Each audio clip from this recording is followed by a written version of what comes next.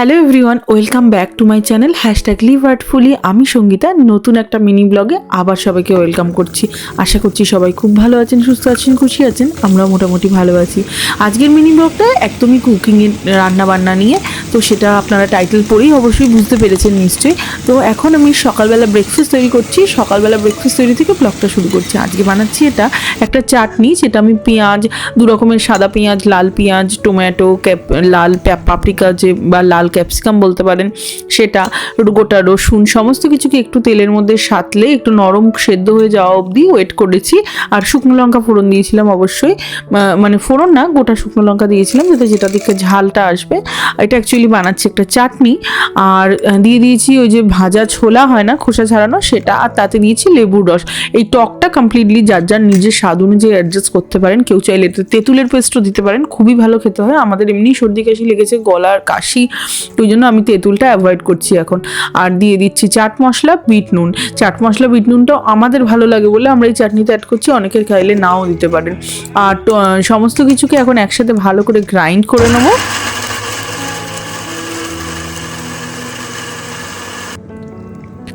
দুদিন আগে আমি ব্রাউন রাইস ভিজিয়ে, ব্রাউন রাইস, বিউলির ডাল আর একটু সাদা চাল, আর আমি একটু এখানে খোসা সহজে মুগ ডাল বা গ্রিন মুগ ডাল যেটা বলে, সেটাও ইউজ করে ভিজিয়ে পেস্ট করে রেখে দিয়েছিলাম। গতকাল রাতে সেটা ফার্মেন্টও করে রেখেছিলাম, সারা রাত রেখে।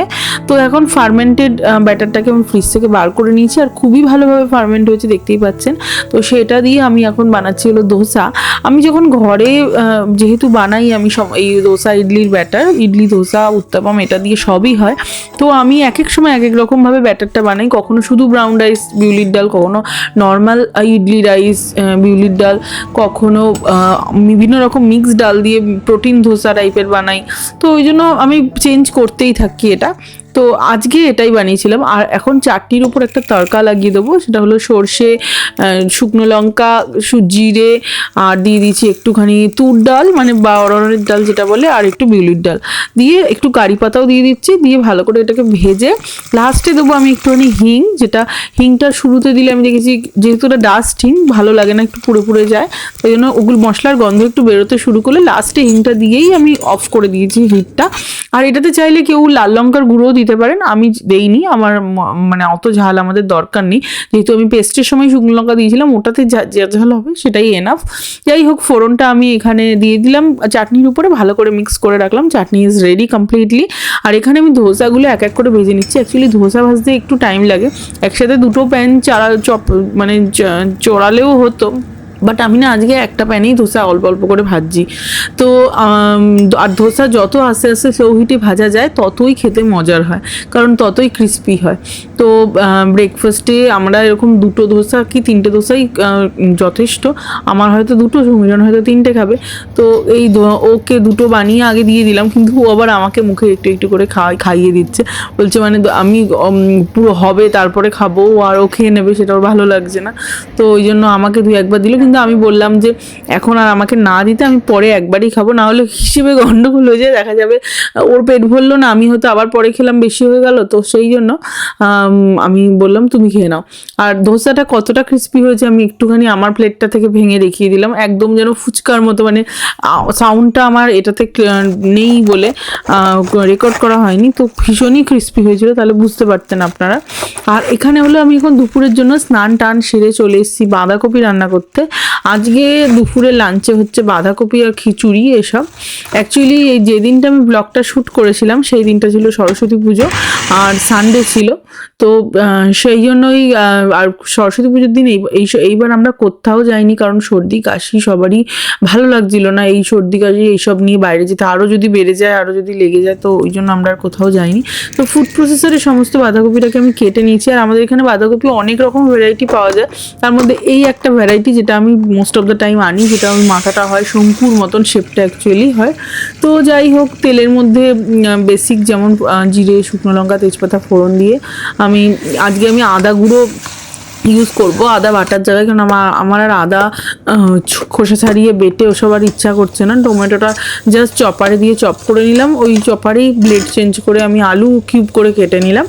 তো এই চপারটা না ভীষণই কাজের একটা জিনিস, এটা আমি একটা বন্ধু থেকে মানে দেখে আমি এটা কিনেছি, খুবই উপকারী জিনিস। বিশেষ করে এটার অনেকগুলো ব্লেড আছে, বাট আমার এই যে সবজি কিউব কিউব করে কাটার এটাই সব থেকে বেশি ইউজ হয়। বাকিগুলো আমি খুব একটা ইউজ করি না, কারণ বাকিগুলো ওই গ্রেট করা ওগুলোতে হাতের মানে বেশ জোর লাগে, কিন্তু এটা বেশ আমার ভালো লাগে কিউব করাটা। আর বাকি সমস্ত যা করাগুলো সেগুলো আমি বেশিরভাগ ক্ষেত্রে ফুড প্রসেসারেই করে নিই। আর এখানে অল্প অল্প করে বাঁধাকপি অ্যাড করে দিচ্ছি, কারণ একবারে তো এতটা বাঁধাকপি করা যাবে না।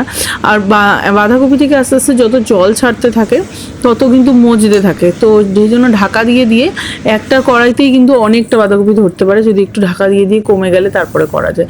তো আমি নুন কাঁচা লঙ্কা সব দিয়ে মশলা কষে বাঁধাকপিটা আস্তে আস্তে হচ্ছে, এদিকে আমি খিচুড়ির ব্যবস্থা করছি। খিচুড়ির জন্য আমি মুগ ডালটা ভালো করে ভেজে নিলাম। আজকে আমি গোবিন্দভোগ চাল দিয়ে খিচুড়ি করছি, জিরে তেজপাতা শুকনো লঙ্কা আবার সমস্ত কিছু ফোড়ন টোড়ন দিয়ে টমেটো কুচি দিয়ে আর এখানে আমি শুধুমাত্র জিরে গুঁড়ো, আদা গুঁড়ো আর একটু হলুদের গুঁড়ো দিয়েছি, দিয়ে ভালো করে মশলাটাকে কষে নিয়ে এখন আমি চাল আর ডালটাকে ধুয়ে রেখেছিলাম সেটা দিয়ে দিচ্ছি। মুগ ডালটা ভাজা মুগ ডাল আর চালটা গোবিন্দভোগ চাল। আর আমি দিয়ে দিচ্ছি একটুখানি ফ্রোজেন কড়াইশুঁটি এটাতে, কারণ আমি আজকে খিচুড়িতে কোনো রকম সবজি অ্যাড করছি না, যেহেতু বাঁধাকপি তরকারি দিয়ে খাবো, ইভেন তাতে আলু আছে বলে আমি আলুও অ্যাড করছি না। আর আমার কাছে ফুলকপিটা আজকে নেই, আর প্রেশারের খিচুড়িতে ফুলকপি দিলেও একদমই ওটা ভালো হয় না, ফুলকপি আলাদা করে ভেজে মেশালে তবে ঠিক আছে, আদারওয়াইজ ফুলকপি ঘেটে যায়। তো যাই হোক, আর ভাজা হিসেবে হলো এখানে বেগুন ভাজা কেটে নিয়েছি, যাতে নুন, হলুদ, লঙ্কা গুঁড়ো, একটু চিনি দিয়ে খুব ভালো করে আমি এখন এটাকে মাখিয়ে রেখে দেবো।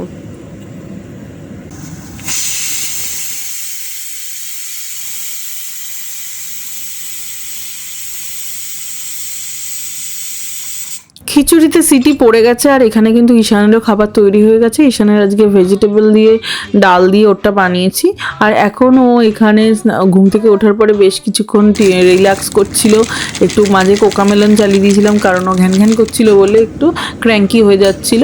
তো যাই হোক, এখন আমি এদিকে কিন্তু আমার বাঁধাকপিটাও রেডি। লাস্টে আমি একটু কড়াইশুঁটি দিয়ে দিলাম, ফ্রোজেন কড়াইশুঁটি, যেহেতু একদমই রান্না হতে সময় লাগে না, এটা আগে দিলে দরকার পড়ে না আগে দেওয়ার। তো আমি লাস্টে একটু গরম মশলা দিয়ে ভালো করে নাড়াচাড়া করে এটা গ্যাসটা এখন বন্ধ করে দেবো, মানে ইন্ডাকশানটা। এখন আমার ছেলেকে স্নান টান করিয়ে নিয়ে চলে এসেছি, ওর সমস্ত কিছু হয়ে গেছে, এখন ওর লাঞ্চ করতে বসেছে। ওর লাঞ্চটা আমি গ্রাইন্ড করে ওকে খাইয়ে দিচ্ছি।